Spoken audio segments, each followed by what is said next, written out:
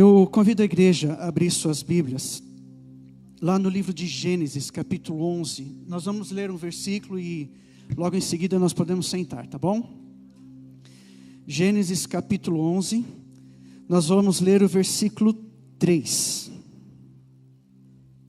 Gênesis capítulo 11, versículo 3. Glória a Deus. Deixa eu ver se essa versão tá legal. Tá legal. Tá um pouquinho diferente da minha, mas... Gênesis 11, versículo 3, e diz assim, ó. E disseram uns aos outros: Vinde, façamos tijolos e queimemo-los bem. Os tijolos serviram-lhe de pedra, e o betume de argamassa.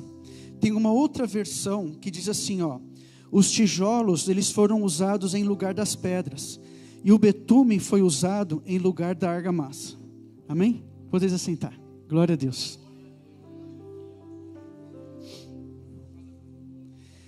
Amém. Fale conosco, papai. Queridos, eu vou ser sincero com vocês. Eu não sei o que o Espírito Santo de Deus tem preparado para essa noite. Eu creio num Deus que nos surpreende, um Deus que fala conosco, um Deus que nos traz resposta, um Deus que nos traz direcionamento. Há pouco tempo atrás, alguns meses atrás, tadinha, eu vou falar dela, eu não gosto que falar dela, acho que ela até entrou para lá. Há uns meses atrás, a minha filha começou a fazer academia junto comigo. E eu fico todo cheio, né? Eu levo ela lá, porque eu gosto dessas coisas, né? Dessa relação pai e filhos, né? Principalmente quando fazemos juntos. Só que sempre quando a gente vai para a academia, ela é meio desligadinha. E eu falo assim para ela assim, Bia, você se alimentou antes de ir para a academia? Porque a gente não pode ir na academia, né? Quem entende dessas coisas aí, diz que a gente não pode ir na academia sem nos alimentarmos antes. A gente não pode ir na academia, por exemplo, com o estômago vazio, com fome. Porque isso pode nos fazer mal, a glicemia pode baixar, né? Tem casos de pessoas que desmaiam lá dentro. E por que disso? Justamente por causa disso, porque sem o alimento não temos força, nós temos fraqueza. E lá na academia, o que a gente faz lá na academia? A gente faz força, malha, né? Nós fazemos força lá dentro, nós enfrentamos ali desafios. O instrutor, quando vai instruir a gente, ele fala assim, ó, hoje você está levantando 10 quilos, amanhã você vai levantar 11. E depois da manhã você vai levantar 12. Isso são os desafios que são colocados na nossa frente. E de novo eu falo, se nós não estamos bem alimentados, nós não conseguimos passar sobre esses desafios. Por que eu estou falando isso? A minha intenção hoje é trazer o bom alimento para a vida de vocês. Porque não é algo que sai de mim, é algo que sai da palavra de Deus. É esse alimento que nos garante forças para passar sobre tudo aquilo que nós chamamos de dificuldades, nós chamamos de desafios. Às vezes nós chamamos até de impossíveis, mas é esse alimento que nos fortalece. Então eu vou ser sincero com vocês. A palavra que eu ministrei, eu volto a falar, eu não sei o que o Espírito Santo de Deus tem preparado para hoje. O que eu preparei em cima da direção do Espírito Santo de Deus é algo simples e algo rápido. Então por isso eu peço para vocês que fiquem ligados. E se vocês saírem daqui bem alimentados, eu já vou sair daqui também muito satisfeito. Amém? Glória a Deus. Queridos, eu fiquei pensando assim, né? O que ministrar? De certa forma, para mim é uma honra estar aqui nesse altar, porque é um lugar onde o nosso apóstolo pisa, onde o nosso apóstolo ministra. E só que junto com a honra que eu tenho também bastante temor, e não é fácil. E eu falo assim, quando ele passou essa responsabilidade para mim, eu fiquei pensando assim, o que ministrar? De repente a gente está aí numa mudança de ano, de repente a gente está praticamente no primeiro culto do ano, né? Apesar de nós passarmos a virada aqui dentro da igreja, mas oficialmente hoje seria o primeiro culto do ano, né? Eu falo assim, gente, o que eu posso ministrar para esse povo? E uma das coisas que o apóstolo ministrou para nós na virada, foi justamente o tema e a direção que Deus trouxe no coração dele em relação a este ano. Será que a gente consegue lembrar? 2024, ano de novas sementes. Vamos repetir isso, 2024, o ano de novas sementes. Amém. Quando a gente fala de sementes, a gente fala de semeadura. Vamos ser sinceros conosco mesmo? Quando a gente fala de semear, de semeadura, todo mundo que semeia, né, todo mundo que entrega semente, ele já almeja o quê? A colheita.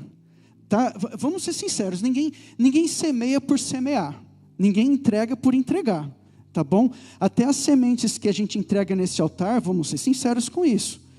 A gente espera que as promessas de Deus em relação a essa semeadura se concretizem na nossa vida, amém? E daí eu falo assim, se eu for separar essas duas coisas, sementes e colheita, como que eu poderia definir isso? Né? Então, eu definiria assim, a semente, aquilo que eu entrego, é todo o esforço que eu faço, justamente para almejar a colheita. Então, são esforços. Então, eu vou dar alguns exemplos para vocês, assim, por exemplo, em algum tempo da nossa vida, quando crianças, a gente entrou na escola, correto? Lá para os nossos 7 anos e tal. Por que a gente entrou na escola? Nesse período que a gente está estudando, é um período de colheita ou um período de semeadura? É um período de semeadura. Está certo que tem pequenas colheitas durante esse tempo, né? Por exemplo, quando eu chego no final do ano e eu sou aprovado, isso é uma colheita. Mas, por que eu passo... Hoje, quando eu estava preparando, eu tentei fazer as contas de quanto tempo a gente gasta na escola. Eu calculei lá, eu fiz até a faculdade, eu calculei lá 15 anos. Acho que é isso, né? 8 anos, depois mais 3, depois mais 4 ou mais 5, né? Dependendo do que você for fazer. Então eu volto assim e falo, por que a gente passa tanto tempo assim? Porque a gente almeja uma colheita, lá na frente. Que colheita é essa? Por exemplo, um bom emprego. Essa é a nossa colheita. E eu falo assim, por que também tem pessoas, de novo eu falo, eu parei na faculdade, tá? Eu fiz 2 faculdades, quer dizer, eu fiz meia faculdade, depois eu fiz mais uma faculdade. Eu parei na faculdade. Porque hoje, as pessoas fazem, por exemplo, uma pós-graduação, faz uma MBA. Alguns podem falar assim, porque eu gosto de estudar, vai. A gente entra numa pós-graduação, numa MBA, né? A gente aumenta a nossa semeadura, justamente porque a gente quer aumentar a nossa colheita. De novo eu falo, a gente quer um emprego melhor, a gente quer uma colocação melhor. E quando a gente fala de colheita, queridos, de novo eu falo de um agricultor. Quando um agricultor faz a colheita, eu estou falando dos nossos dias, quando ele faz a colheita dele, ele transforma esta colheita em algumas coisas. Então, o que ele faz com essa colheita? Ele transforma essa colheita, por exemplo, no sustento dele. Ele transforma essa colheita no suprimento das necessidades dele. Ele transforma essa colheita, por exemplo, em escola para os filhos dele.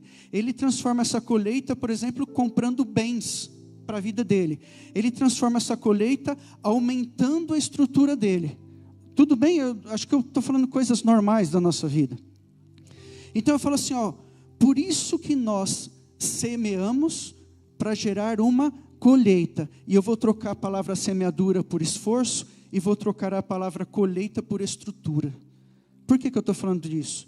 Porque é normal, por exemplo, nós semearmos, nós nos esforçarmos e nós semearmos, por exemplo, na escola que eu acabei de falar, porque eu quero aumentar a minha estrutura.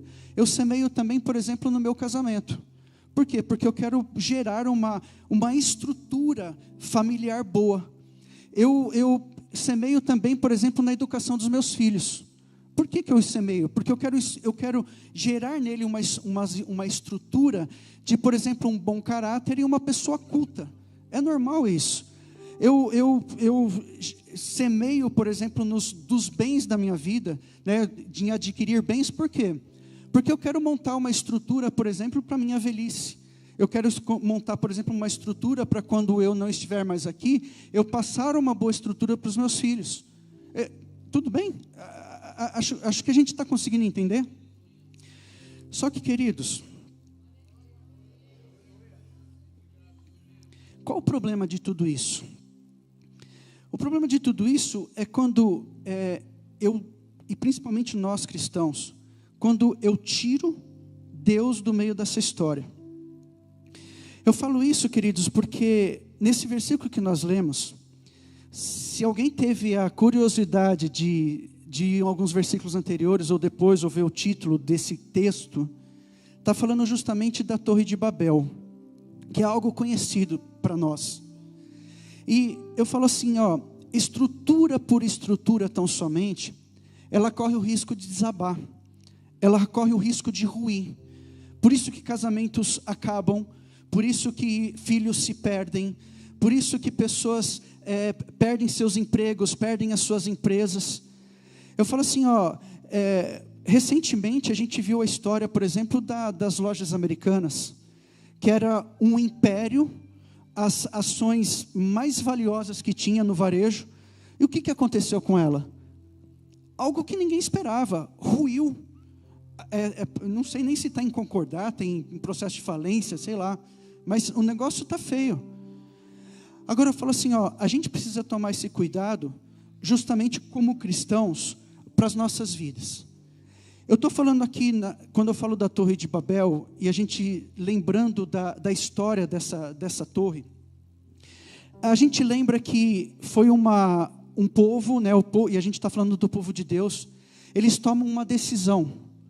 E essa decisão, nós não vamos ler todo o texto, mas essa decisão diz o seguinte: a gente fala muito da torre, mas se você ler os versículos, não é só torre, eles falam em construir uma cidade, e nesta cidade construir uma torre alta, uma torre que toca os céus.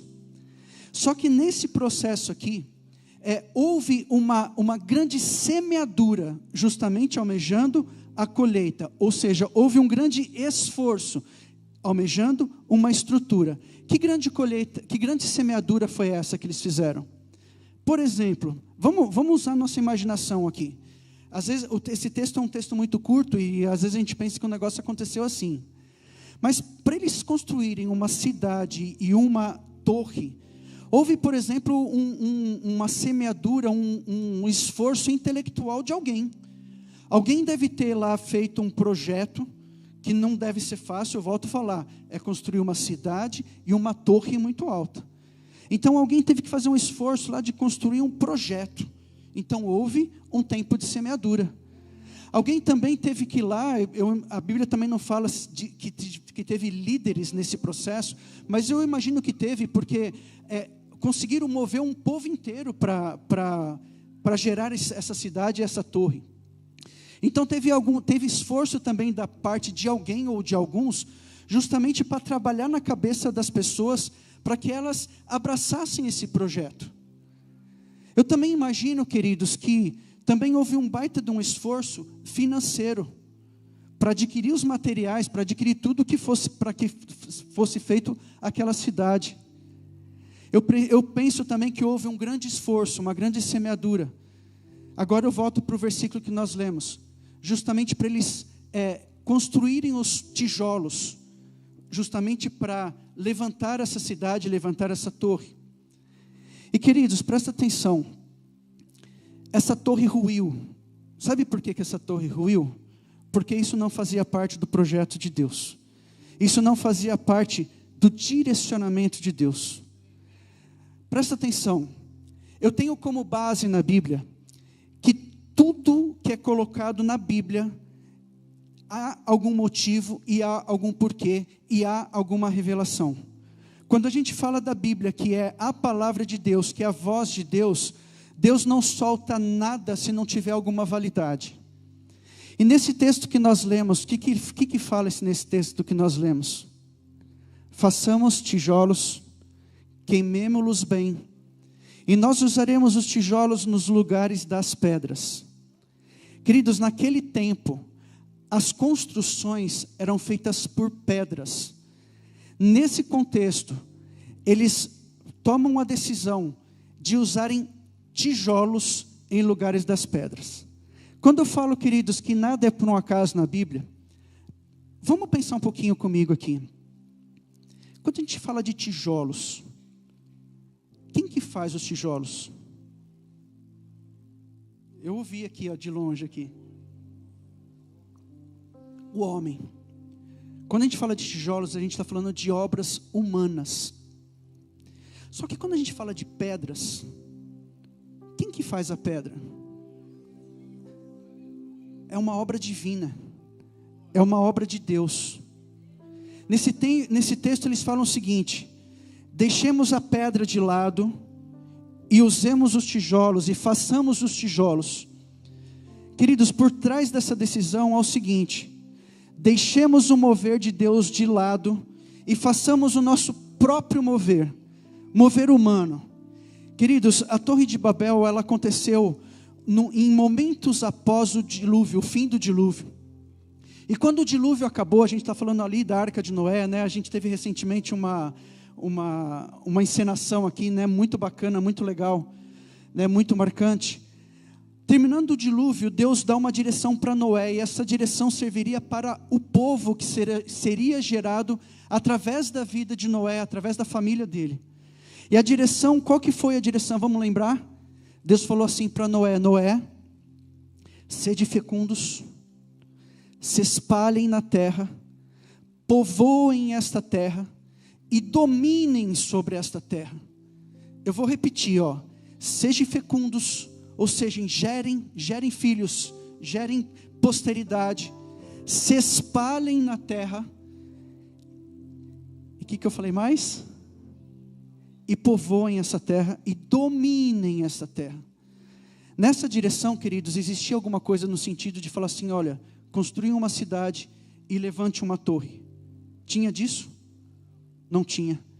Só que esse povo, ele deixa essa direção de Deus de lado e parte para um projeto puramente humano. E por trás disso havia um esquecimento da própria figura de Deus. Porque eu falo assim, o que tinha no coração desse povo, né? Para quem já leu aqui a Torre de Babel, o que tinha no coração desse povo? Eles falam assim: olha, nós faremos uma cidade e uma torre muito alta, para que o nosso nome seja respeitado, e para que nós tenhamos dentro desta cidade e desta torre respeito e proteção. Eu falo assim, queridos, e cadê Deus? Será que eles esqueceram daquele Deus que fez tudo por eles e sempre fizeram tudo por eles? Sempre Deus cuidou deles no mínimo dos detalhes, sempre Deus trouxe a provisão sobre a vida deles. E queridos, eles tomam a decisão, e de novo eu falo assim, essa estrutura, gerada tão somente por um mover humano, essa estrutura ruiu. A gente sabe que a Bíblia diz que Deus, Ele contemplou aquilo que os homens estavam fazendo, houve um desagrado no coração de Deus, e Deus desce, né, olha tudo aquilo, e a Bíblia fala que Deus começa a colocar línguas diferentes em cada pessoa, e sabe, lembra aquela direção que Deus deu lá atrás? Olha, sejam fecundos e se espalhem na terra. É como se Deus falasse assim, já que não vai por bem, vai por mal. E Deus coloca línguas, né? E nesse tempo que surgem as línguas que temos hoje, né? Não estou falando de línguas estranhas, eu estou falando de idiomas. E daí eles obrigatoriamente, eles se dispersam. Queridos, por que eu estou falando isso? Presta atenção. Tudo sem Deus é tijolo. Agora, tudo onde eu coloco Deus é pedra. Tudo que eu tiro Deus é obra humana. Tudo que eu coloco Deus é obra divina. Eu falo assim, até nós. A Bíblia fala, por exemplo, de homens naturais e homens espirituais. Homens naturais é pedra. Homens naturais, se nós aqui fôssemos somente homens naturais, eu estou falando de homens e mulheres, a gente simplesmente seria um conglomerado de pessoas, que muito provavelmente nós íamos nos machucar, nós íamos ruir, era uma estrutura que não tinha muito futuro. Sabe por quê? Porque o tijolo por si só, ele não se mantém. Eu lembro uma vez, queridos, que eu estava indo para a faculdade, isso há muitos anos atrás, e eu tinha que fazer um retorno, era uma curva bem fechada, assim, ó. Aquele dia eu não consegui assistir a aula, porque antes de eu chegar lá, um caminhão de tijolos foi fazer essa curva, e a carga tombou, todos os tijolos foram para o chão, pá. Então eu volto e falo assim, ó, tijolo não se sustém, agora a pedra se sustém. Eu falo assim, eu vou dar um outro exemplo para vocês. Há muitos anos atrás, o meu irmão, ele viajou, agora não vou lembrar o estado, faz muito tempo atrás, ele viajou para um estado aí, e ele tirou algumas fotos de um muro, bem comprido assim, vou tentar descrever aqui, era como se fosse um pasto, bem grande, né, verde, e lá no meio assim tinha um muro, mas o muro era muito comprido, você perdia a visão de onde aquele muro começava e onde terminava. E daí ele chegou perto desse muro para ver o que era, e depois ele veio descobrir que aquele muro foi gerado por escravos na época. Só que ele chegava no muro assim, ele percebeu que as pedras que estavam lá, e eu estou falando de um muro de anos de existência, as pedras que estavam lá eram pedras soltas, só que o muro estava lá em pé. Sabe por quê? Porque pedra se sustém. Eu falo assim, olha, se fôssemos homens naturais, seríamos tijolos, mas como homens e mulheres espirituais, nós nos sustentamos. Sabe por quê? Porque o nosso ajuntamento não é para ruir, o nosso ajuntamento é para nos levantarmos. É quando a Bíblia fala que passamos a ser um corpo. Agora, quando eu falo de corpo, nós somos um corpo tão somente se existir uma cabeça, porque senão nós não seríamos um corpo. E volto a falar, nós seríamos homens naturais. E queridos, eu falo isso porque eu gostaria de trazer para vocês aqui de uma forma até prática, situações que muitas vezes nós como cristãos, nós transitamos entre o tijolo e a pedra. Muitas vezes nós transitamos entre gerar um mover somente natural e somente por aquilo que eu acho que tem que ser, como também eu posso gerar algo com a presença de Deus, onde é gerada uma estrutura que não desaba. E os dois primeiros elementos que eu gostaria de trazer para vocês, eu só vou trazer 3. Eu estou no primeiro, por isso que eu estou falando que eu vou ser rápido.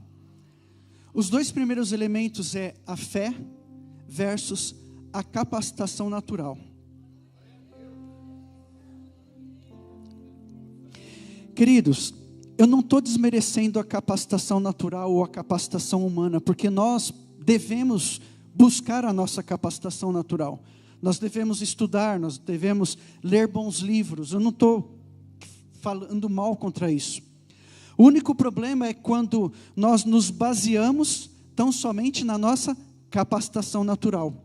E geramos coisas tão somente pela nossa capacitação natural.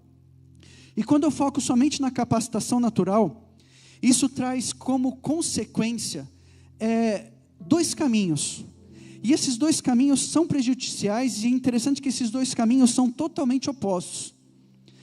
O primeiro caminho, quando eu me baseio na minha capacitação natural, é quando eu não acredito naquilo que Deus tem para mim. Porque a minha base não é Ele, a minha base é a minha capacitação natural. Quando eu olho na Bíblia, queridos, a Bíblia diz que Moisés tira o povo do Egito, começa a andar no deserto. Pouco tempo depois de andar no deserto, a gente está falando de 40 dias, ele se vê de frente de Canaã. E ele toma uma decisão de escolher 12 espias, 12 príncipes, um de cada tribo, para espiar a terra. Eles vão espiar a terra, e isso na época era uma estratégia militar, e o papel deles era simplesmente analisar tudo aquilo que eles estavam vendo e trazer um relatório, para saber que caminho que eu posso seguir, por onde estão as fragilidades da cidade, ou onde está a força dela maior, né? O que tem lá dentro. Era isso, o papel dos espias era esse. E os espias voltam, e começam a relatar aquilo que eles viram, e eles falam, o que eles falam? Olha, realmente essa terra mana leite e mel. Mas eles continuam falando, e simplesmente eles começam a falar daquilo que eles viram, e eles falam o seguinte, porém esse povo ele é muito poderoso. E nós somos, né, nós somos um povo que nós não somos guerreiros, mas esse povo é muito poderoso. Até então, queridos, estava tudo bem. Simplesmente eles estavam relatando aquilo que eles viram. O negócio azedou quando começaram a colocar as opiniões a respeito daquilo que viram. E daí, Caleb e Josué começaram a falar assim, olha, nós podemos partir para cima deles, porque Deus, Ele pode nos dar essa vitória. Só que 10 deles, o que começaram a falar? Nós não conseguimos. Nós não vamos conseguir, nós somos como gafanhotos na frente deles. E por que eles entraram para essa linha? Justamente porque eles começaram a ver a sua capacitação humana, a capacitação natural. E realmente, pela capacitação humana deles, não seria possível eles vencerem aqueles inimigos e tomarem posse da terra prometida.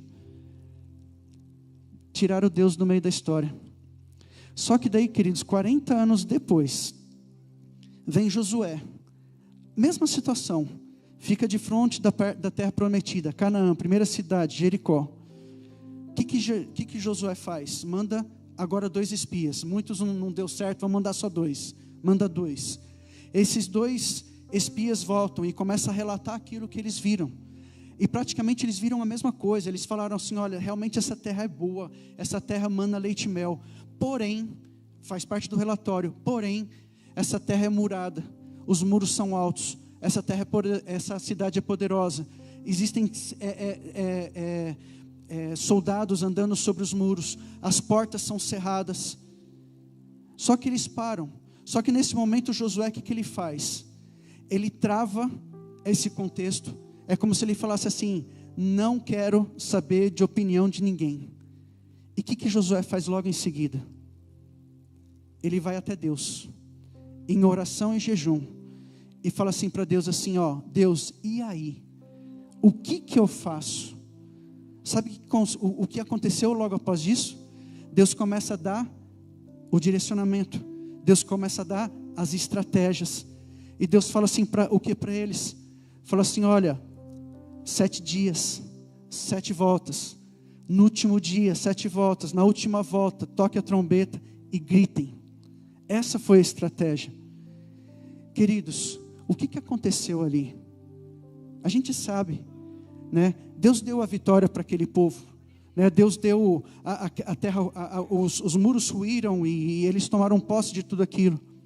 Tá bom, tá tudo bem, tá tudo perfeitinho, que legal. Próxima cidade, Ai, ganharam ou perderam?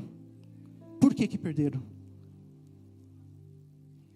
Colocaram Deus do lado. Não, tudo bem, tem um pecado por trás aí, mas calma aí. Colocaram Deus de lado, antes do pecado ser descoberto. Eles falaram assim, olha, com Ai, a gente pode, a gente consegue. Queridos, confiar na sua força humana é tijolo. Confiar na força de Deus é pedra. Queridos, glória a Deus.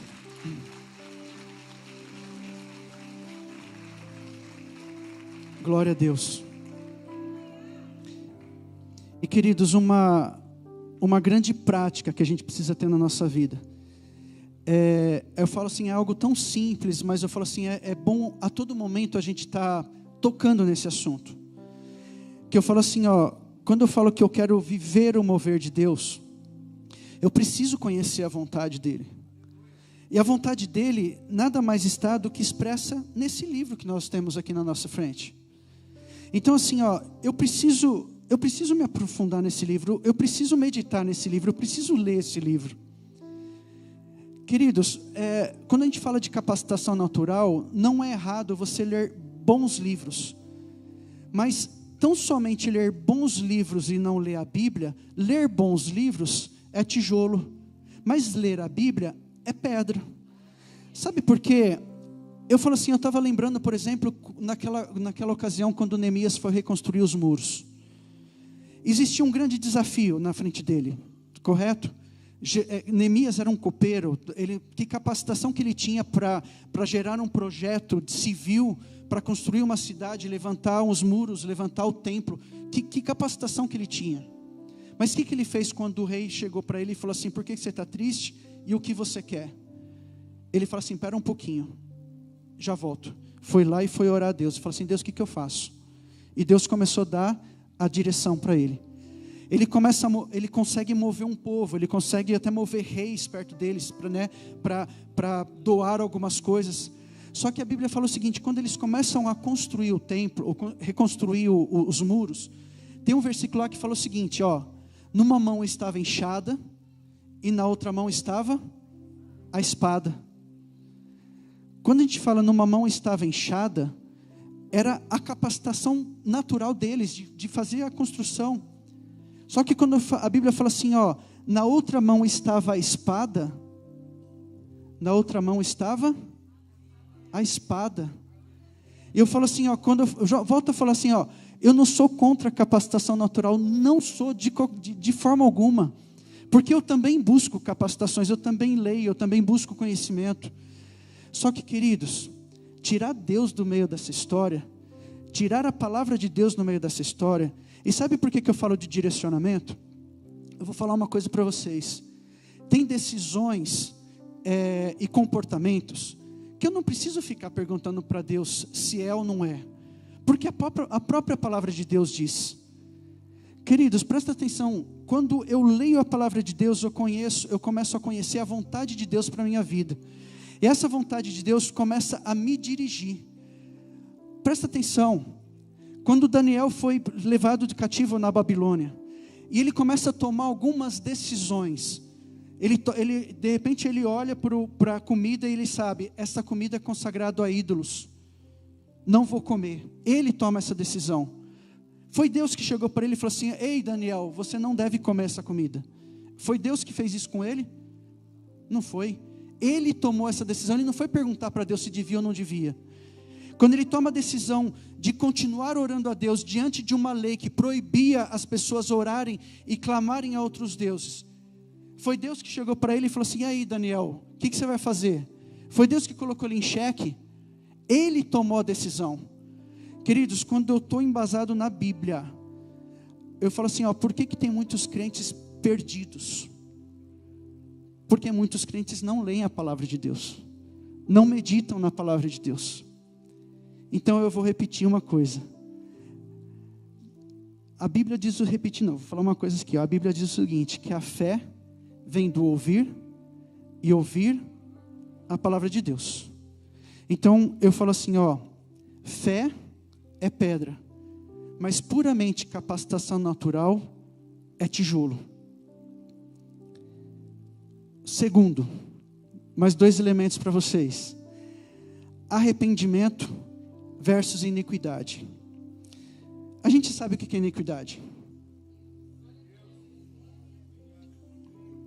Iniquidade é aquele pecado que, de tanto eu pecar naquilo, não me traz mais dor, não me traz mais arrependimento, e eu começo a ter aquilo como algo normal. E agora eu falo assim, quando eu falo de iniquidade, de novo eu estou falando de tijolos. Quando eu falo de arrependimento, eu estou falando de pedra, eu estou falando de mover de Deus. E eu falo assim, prática para as nossas vidas, como cristãos. Eu falo assim, o arrependimento ele tem que ser constante e a todo momento na nossa vida. Eu não estou falando aqui, presta atenção, lembre, sempre quando a gente fala de arrependimento, a gente relaciona o pecado. Eu não estou falando que o pecado tem que ser constante na nossa vida, mas eu estou falando que o arrependimento tem que ser constante na nossa vida. Eu gostaria de ler um texto com vocês. Está lá em Salmos 139. Eu posso ler aqui na minha Bíblia, vocês podem acompanhar aí. Salmos 139, 23 a 24. É uma oração que Davi fez para Deus, e é uma oração que tem que estar constantemente no nosso coração, onde a gente deveria orar isso praticamente todos os dias. Salmo 139, versículo 23 e 24, diz assim, sonda-me, ó Deus, e conhece o meu coração, prova-me, e conhece os meus pensamentos. Vê se há em mim algum caminho mau, e guia-me pelo caminho eterno. É um versículo bastante conhecido. Por que eu estou falando isso, queridos? E por que o arrependimento tem que ser constante nas nossas vidas? Presta atenção. Tem pecados que nós cometemos diante de uma consciência. Nós optamos em pecar. Tudo bem? Esse pecado a gente tem que pedir perdão mesmo, porque esse negócio é feio, né? Agora, tem pecados que a gente pega por acidente. Sem a gente esperar, de repente a gente peca. Tem pecados também que a gente peca por ingenuidade. Às vezes até sem perceber e sem saber. Eu falo assim, ó, eu não vou nem falar de pecado, só para vocês entenderem que eu vou falar aqui, ó. Quando em São Paulo, há muitos anos atrás, começou o rodízio, eu não sei quem lembra dessa época, faz muito tempo atrás, não existia o rodízio de carros em São Paulo. E começou a existir, de uma hora para outra, baixaram uma lei lá, ó, a partir de hoje, rodízio em São Paulo. O que acontecia muito naquela época? Multas. Por que acontecia muitas multas? Principalmente de pessoas que vinham de fora do estado de São Paulo e simplesmente não sabiam do rodízio. Entravam onde não podia, com o final da placa que não podia transitar. O que acontecia com eles? Multa. Eu vou falar assim, ó, eu uma vez, eu até morando em São Bernardo, trabalhando em São Paulo, sabendo do rodízio, teve uma vez que o meu gerente falou assim, ó, você precisa em tal dia visitar um cliente lá, né? Eram uns dias para frente assim, você pode? Eu não prestei atenção, eu falei assim, posso. No dia que catei o carro, entrei em São Paulo, quando estava dentro de São Paulo, cai a ficha. Eu falei assim, meu pai do céu, hoje é dia do rodízio do meu carro. Só que eu já estava dentro de São Paulo, por um acidente, ou até por ingenuidade. Só que eu falo assim, ó, as consequências desse meu erro vieram sobre a minha vida. A multa chegou lá em casa. E eu falo assim, por que isso, queridos? Por que o arrependimento tem que ser constante a todo momento? Simples, porque às vezes eu peco e nem percebo que eu pequei. Quer ver uma coisa? De repente eu ouço uma história aqui. Alguém me conta uma história de algum irmão, de alguma situação. Eu nem sei se essa história é verdadeira, nem sei se é verdadeira. Só que de repente eu vou conversar com outro irmão, e pela ingenuidade eu não estou falando de fofoca, porque fofoca existe o intencional em cima disso, e o intencional sempre em relação à maldade. Não estou falando de fofoca, estou falando pela ingenuidade. De repente eu vou lá, escuto uma história aqui, não sei se é verdadeira, e transmito essa história para um outro irmão. Só que eu não sei, só que de repente aquela história é mentira. O que eu fiz? Eu transmiti uma mentira. Pequei. Mas não estou sabendo. Não estou sabendo. Queridos, de repente, isso acontece muito dentro de casa, né? A gente está ali, né, com as nossas esposas, nosso cônjuge e tal, e de repente entra numa situação talvez de discussão, e de repente a gente solta alguma coisa ali que de repente magoa o coração do outro. E a gente também não percebe. Não percebe. Erramos. Pecamos. Então por isso que eu falo assim, olha, a todo momento, eu preciso buscar o arrependimento em relação a Deus, em relação à minha vida. Nesses versículos que nós lemos, queridos, tem uma palavra que fala assim, Deus, me prova. Sabe o que quer dizer me prova? Prova é a mesma coisa da prova que você tinha lá na escola. Às vezes, presta atenção, às vezes você estava todo seguro em relação a uma prova. Você faz a prova e fala assim, estou seguro, fui bem. Eu tinha professoras que, quando elas iam passar a nota, algumas só passavam a nota e falavam assim para a gente, né? Começava a chamar nome por nome e falava assim, fulano de tal, 8, ciclano, 10, não sei o que, chegava para mim, Ricardo, 8, né? E ela falava assim, ó, se alguém quiser saber algum detalhe mais da sua nota, venha aqui até a minha mesa, que eu mostro para vocês. E de repente eu falo que isso já aconteceu comigo. Eu faço uma prova e para mim está tudo bem. Eu falo assim, ó, fui joia nessa prova. Quando chega no dia, ela chama lá, Ricardo, 4. Daí eu falo assim, meu pai do céu. E daí o que eu faço? Eu vou lá na mesa dela e falo assim, professora, onde que eu errei? E a professora fala assim, ó, você errou aqui, você errou aqui, você errou aqui. Só que a minha expectativa era o quê? Ó, tá tudo bem, tirei uma nota ótima. Sabe o que é pedir para Deus te provar? é chegar para Deus e falar assim: Deus, qual que é a minha nota? Qual que é a nota da minha santidade? Deus, qual que é a nota? Assim, como que eu estou perante o Senhor? Me fala. E se Ele der uma nota baixa, é momento da gente chegar para Ele e falar assim, ó, da mesma forma que eu chegava para o professor e falar assim, onde eu errei? É chegar para Deus e falar assim: Deus, onde que eu estou errando? O que está acontecendo? Sabe por quê, queridos? Porque se eu não fizer isso, eu transito muito fácil para o pecado e transito muito fácil para a iniquidade. Por isso que o arrependimento, queridos, tem que ser constante na nossa vida. Queridos, presta atenção. O arrependimento move o coração de Deus. O arrependimento, ele abre portas. O arrependimento te traz conquistas em Deus. O arrependimento te traz a satisfação do coração de Deus em relação a você. E queridos, o que é um coração de um pai satisfeito com um filho? O que é um coração do pai quando tem um filho que é obediente, que anda certinho na direção dele? Eu falo isso como pai, nós temos um prazer de abençoar, de entregar, a gente faz de tudo pelo filho. Queridos, o rei Davi, ele foi um homicida, ele foi um adúltero, ele matou muitas pessoas. Só que esse homem, como que ele é chamado por Deus? O homem segundo o meu coração, segundo o coração de Deus. E por que isso, queridos? Porque o bichinho errava, mas a todo momento havia sobre a vida dele o arrependimento. Eu falo assim, ó, essas palavras aqui é dele, é de Davi. Davi chegava para Deus e falava assim: Deus, me prova, me sonda, me mostra. Tem algum caminho mau aqui? Me mostra. 3, para acabar.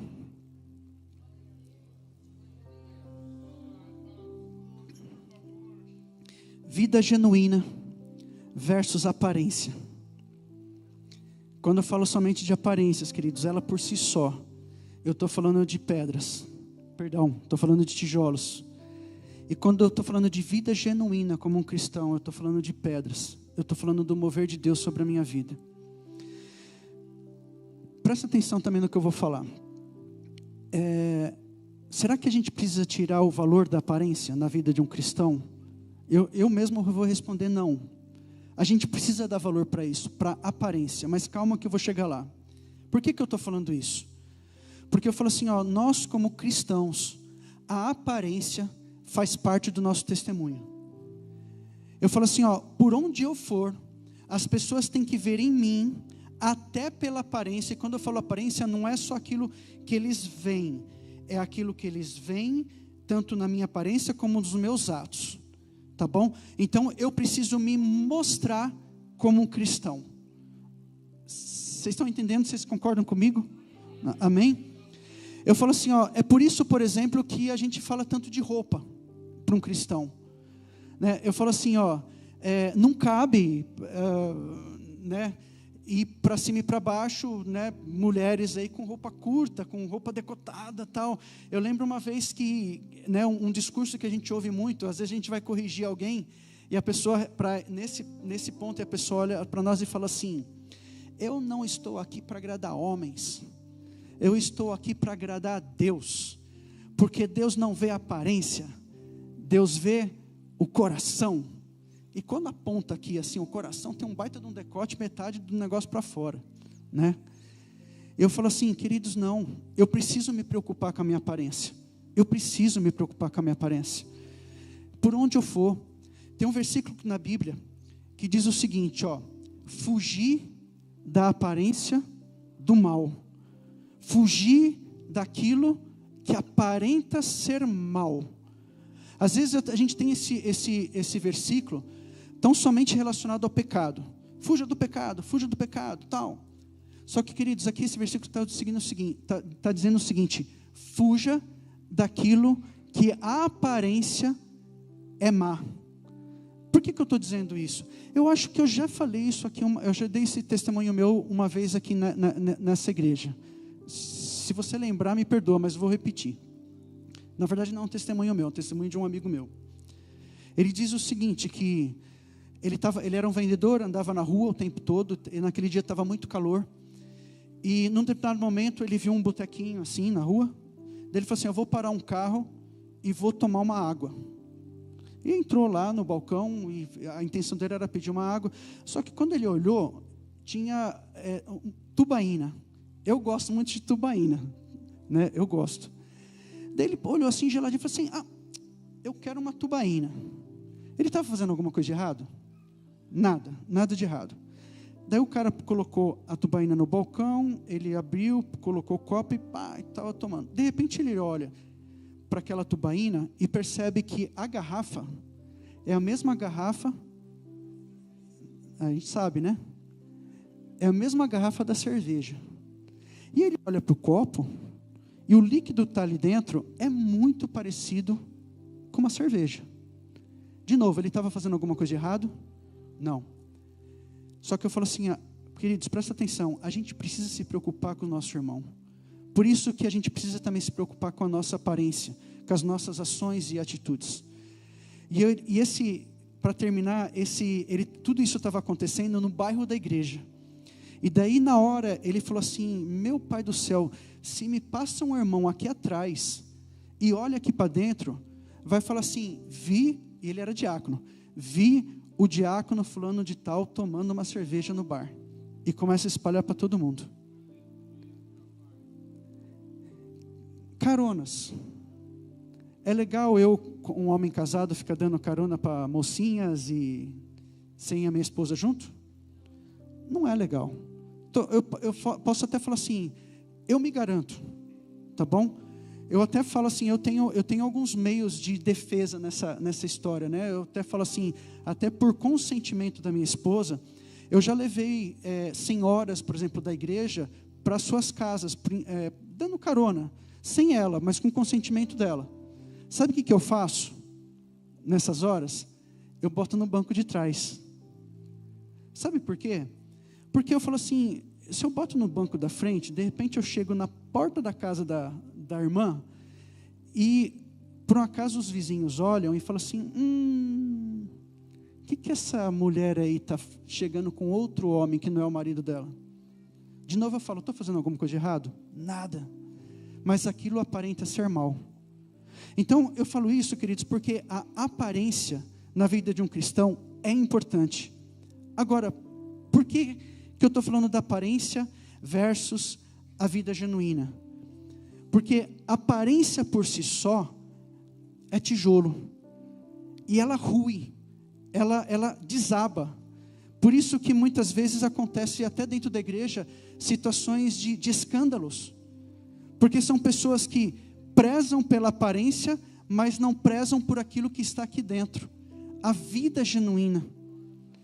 E queridos, eu volto para esse texto que nós lemos. Esse versículo que nós lemos diz o seguinte lá: que eles escolheram o tijolo em lugar da pedra. E eu falei que o tijolo simboliza as obras humanas, e a pedra simboliza as obras de Deus, o mover de Deus. Só que logo em seguida eles falam assim, só que além dessa troca, de trocar as pedras pelos tijolos, a Bíblia fala o seguinte, que eles usaram o betume em lugar da argamassa. Agora, vamos tentar entender isso aí. A argamassa, quem entende de construção aí?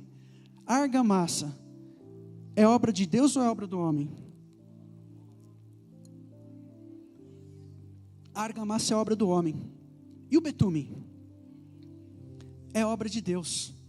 É o mover de Deus. O betume está na terra. É Deus que gerou o betume. Só que, vocês entenderam uma coisa? Eles começaram a escolher o tijolo em lugar da pedra, dizendo o seguinte: deixa o mover de Deus para lá, e agora eu vou agir no meu mover. Só que para encapar aquilo lá, aquela torre, eles escolheram encapar com betume do que com argamassa. E quando a gente fala de betume na Bíblia, o betume na Bíblia, em todas as situações que ele foi utilizado, aquilo simbolizava a proteção de Deus e a presença de Deus. Quer ver uma coisa? Eu falei da arca de Noé. Depois que Noé construiu a arca, o que Deus falou para ele? encape ela, né? Passe betume em tudo, toda a parte dela. Betuma ela. Agora eu falo uma coisa para vocês. O dilúvio veio, aquela arca subiu. Aquela arca tinha motor? Não tinha. Vamos pensar um pouquinho. Eu lembrei uma vez, há pouco tempo atrás, eu já fiz um mini cruzeiro de navio. Ao mesmo tempo que foi gostoso, é um negócio muito estranho. Porque de repente você está em alto mar, é água para todo lado e dá um medinho.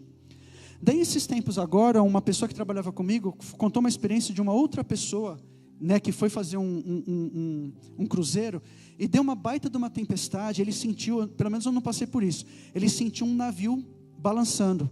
E num determinado momento, houve nos alto-falantes, pediram para todo mundo descer, todos. No navio que eu fui, a gente estava falando de 3.000 pessoas. Nesse navio eu não sei, mas falaram para todo mundo descer e se posicionar no fundo do navio. Daí foi perguntar para eles assim, mas por que a gente tem que fazer isso?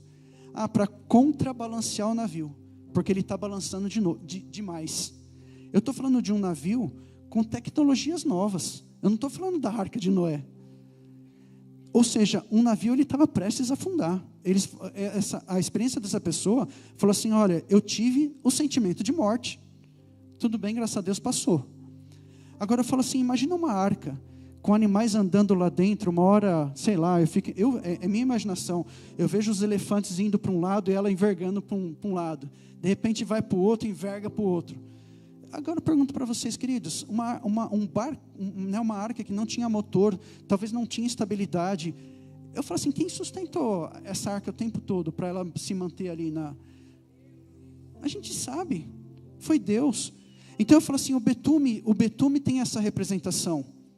Presta atenção, quando a mãe de Moisés colocou Moisés naquele cestinho e soltou ele no rio, como que foi confeccionado aquele cestinho? Por juntas e foi betumado. Foi betumado.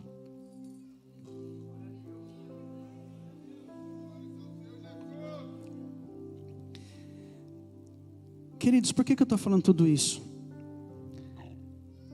Com essa representação, aquele povo da Torre de Babel, ele fez algo, e eu me incluo nessa, tá bom? Porque temos fases da nossa vida, onde nós geramos estruturas com tijolos, tão somente com obras humanas, com direcionamentos humanos, com decisões humanas, excluindo Deus. Só que de repente eu quero encapar isso com algo aparentemente espiritual. E agora eu estou falando novamente da aparência. Eu estou falando o seguinte, que lá dentro há uma podridão, mas aqui fora eu coloco uma aparência espiritual. E eu falo assim, queridos, como é fácil a gente transitar por esse caminho. Que eu falo assim, olha, é muito fácil, mas muito fácil nós nos mostrarmos como cristãos por onde formos, mas aqui dentro existia a podridão do pecado. Eu falo assim, ó, da mesma forma que essa torre ruiu, essa obra que eles fizeram, essa estrutura ruiu, eu falo assim, quando eu trilho esse caminho de levar uma vida suja perante Deus, uma vida não genuína, uma vida não verdadeira, mas com uma aparência espiritual, com uma aparência cristã, com uma aparência supostamente de Deus, isso pode ruir. Queridos, eu vou terminar lendo um outro texto, é o último texto, está lá em Ezequiel, capítulo 13, versículo 10 ao 15. O que nós vamos ler aqui, antes de ler eu já vou falar algo aqui. O que nós vamos ler aqui é uma cajadada, literalmente, que Deus estava trazendo para os sacerdotes daquela época. E aqui ele faz o simbolismo de uma parede. E essa parede, ela foi, o pessoal que entende mais, o pessoal mais antigo, eu lembro que isso era feito muito no passado. Construía-se as paredes com os tijolos, mas não sei se naquele tempo o pessoal não tinha tanto dinheiro, não sei, para mim era isso que meu avô me falava. Era mais barato. O que eles faziam? Eles levantavam a parede, para não ficar os tijolos aparentes, eles usavam cal para ficar mais bonito, para tampar os tijolos. Alguém sabe do que eu estou falando? Estou falando alguma besteira? Pelo menos eu lembro disso de quando eu era mais criança. Esse texto, ele fala justamente disso. Ele fala assim, olha, a vida que vocês levam são como paredes que são construídas com tijolos. E mesmo que o cal seja colocado para trazer uma boa aparência, esse cal vai sair. E a podridão vai aparecer. E essa parede vai ruir. Olha só. Ezequiel 13, do versículo 10 ao 15. Visto que andam enganando, sim, enganando o meu povo, dizendo paz, quando não há paz. E quando se edifica uma parede, e os profetas a caiam, ou seja, colocam cal. Dize aos que a caiam, que ela ruirá, haverá chuva de inundar. Vós, ó pedras de saraivada, caireis, e tu, vento tempestuoso, irromperás. Ora, eis que caindo a parede, não vos dirão, onde está o cal com que a caiaste? Portanto, assim diz o Senhor Deus, tempestuoso vento farei irromper no meio do furor, e chuva de inundar haverá na minha ira, e pedras de saraiva na minha indignação para as consumir. Derribarei a parede que caiaste, darei ela por terra, e o seu fundamento se descobrirá. Quando cair, perecereis no meio delas, e sabereis que eu sou o Senhor. Assim, cumprirei o meu furor contra a parede, e contra todos aqueles que a caiaram, e vós direi, a parede já não existe, nem aqueles que a caiaram. Forte essa palavra, não é, queridos? E eu falo assim, eu não falei do título da ministração. O título da ministração que ele está falando ali, assim, pedras betumadas. E eu falo assim, essas pedras betumadas tem que ser eu e você. Eu falo assim, olha, quando nós optamos pelo tijolo, pelas nossas obras humanas e deixamos Deus de lado, eu falo assim, existe um grande risco de tudo isso desabar e nós sermos envergonhados. Só que eu falo assim, olha, quando nós buscamos ser pedras, e agora eu estou falando no mover de Deus, e agora eu estou falando no lado interior, do nosso interior. Sabe quando a gente chega para Deus, aquela oração de Davi, fala assim, Deus, por favor, me prova, qual que é a minha nota? Quando Deus vai lá e te dá a nota boa, sabe aquela nota que Jó recebeu de Deus? Onde Satanás chegou para ele e falou assim, isso daí é porque você dá tudo para ele. E Deus falou o que para ele? Ele falou assim, esse eu garanto, esse daí é a nota 10, pode tocar, nota 10 para ele. Isso é ser pedra, queridos. E ao mesmo tempo, quando nós somos pedras perante Deus, eu falo assim, nós recebemos sobre a nossa vida o betume. Lembra quando eu falei do betume? A presença de Deus, o direcionamento de Deus. E eu falo assim, olha, essa é a nossa busca, esse é o nosso esforço. De sermos pedras betumadas. Sabe para quê? Para aquilo que eu falei lá no começo. Eu falei assim, olha, este ano é de novas sementes. Eu falo assim, como eu vou fazer a minha semeadura? Em Deus ou em cima de mim mesmo? Em cima de mim mesmo, somos tijolos. Em cima do mover de Deus, somos pedra. E sendo pedras, eu vou ter o betume sobre a minha vida. Eu vou repetir, a presença de Deus, o cuidado de Deus sobre a minha vida. Estruturas serão geradas na minha vida. Mesmo que eu tenha assim, na minha frente, impossíveis. Sabe como a primeira visita dos espias lá na terra de Canaã? Eles olharam para aquilo e falaram assim, impossível. Mesmo que eu encontre impossíveis na minha frente. Querido, se eu sou uma pedra betumada, Deus traz conquistas nas minhas mãos. Eu não sei, queridos, eu tenho plena convicção que cada um de vocês, e de novo eu me incluo nessa, Nós temos os nossos desejos, nós temos as nossas dificuldades, nós temos aquelas situações que são difíceis de ser resolvidas, situações até que você também coloca como impossível. Queridos, mas o nosso papel tão somente é esse: nós perante Deus sermos pedras betumadas, jamais escolher o tijolo, jamais escolher o agir humano, o direcionamento humano. Não, é o agir de Deus, é o mover de Deus. Amém, queridos?